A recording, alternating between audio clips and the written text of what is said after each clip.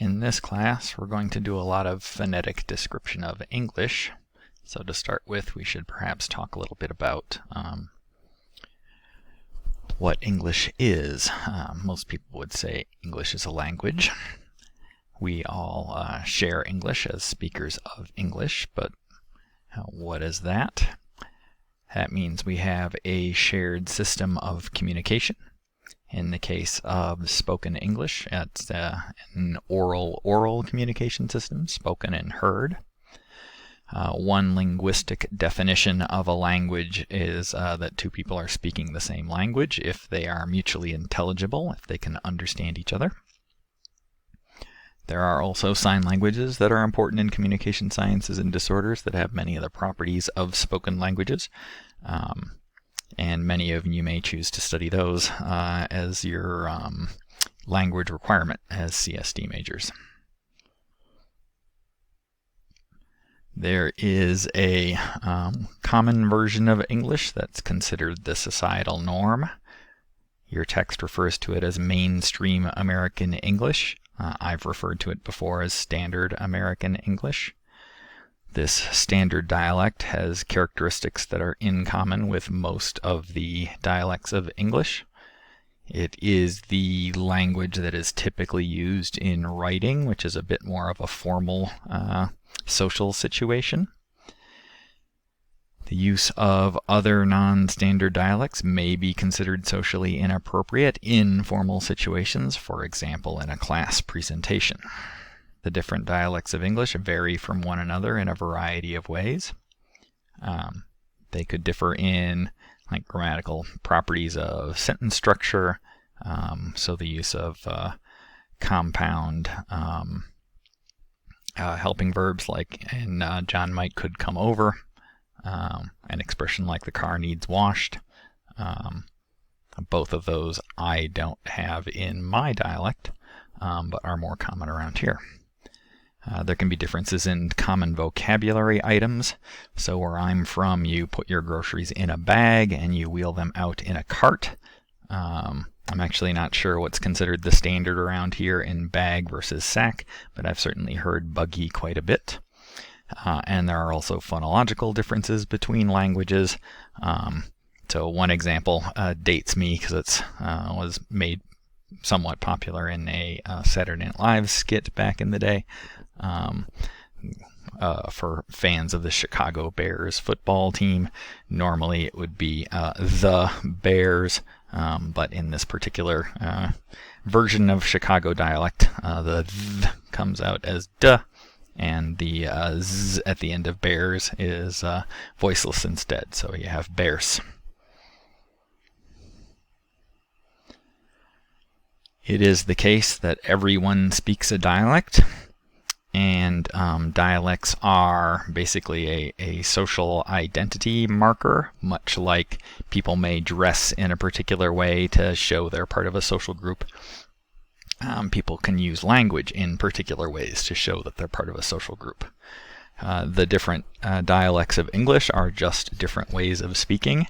There's nothing linguistic that makes them inferior, so there are common perceptions that dialect speakers are lazy or stupid. There's no linguistic justification for analyzing dialects as somehow being less advanced than the standard or mainstream versions of the language. This is yet another aspect of society that we've been grappling with lately. Like many things in diversity and inclusion, trying to figure out an equitable system when it comes to language and dialect is a bit of a challenge.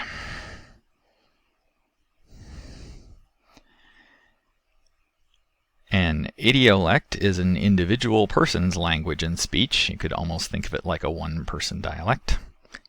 For example, I have a habit of using so a lot as a kind of a generic connector between sentences, or at the beginning of a sentence when I don't have a better way to start a sentence.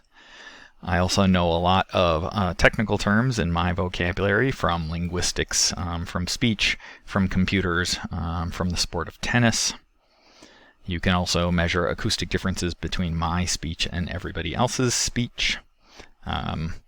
You see good examples of idiolect if you see somebody doing an impression. Somebody doing an impression of someone would definitely be mimicking aspects of their idiolect, as well as other things like posture or common gestures or that sort of thing.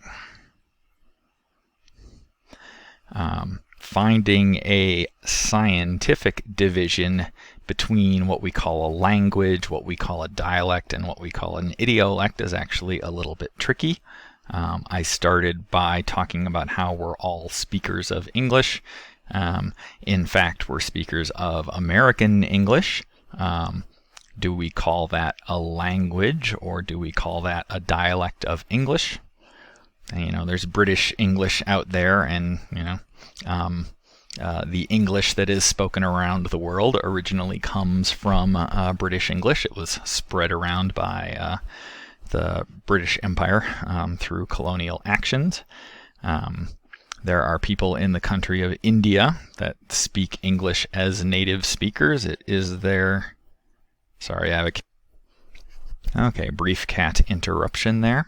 I believe I was talking about Indian English. People in the country of India speak English as a native language, speak it from childhood, but they have their own particular version that we could call a dialect. There are more speakers of Indian English than any other type of English, because there are a lot of speakers in India. So, maybe we should consider that the mainstream version of English and consider everything else dialects relative to it.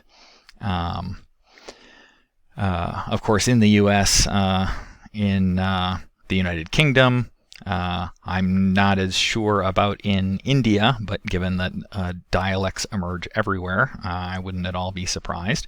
There are sub-dialects or dialects of the language American English. See what I mean about the terminology being kind of difficult to deal with.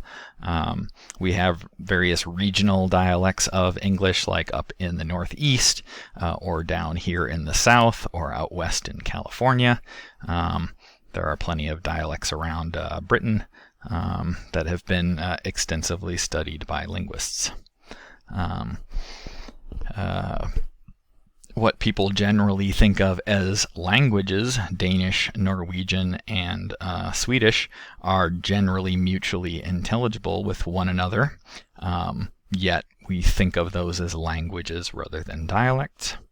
And then looking at the kind of the lower end of the language to idiolect spectrum, what would it take to turn an idiolect into a dialect?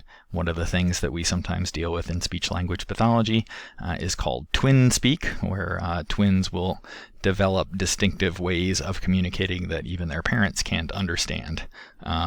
Is that a dialect? I don't know enough about twin speak actually to know if somebody's analyzed it linguistically to see whether it's just differences in pronunciation and word choice, or whether there's something more sort of linguistically distinctive about it.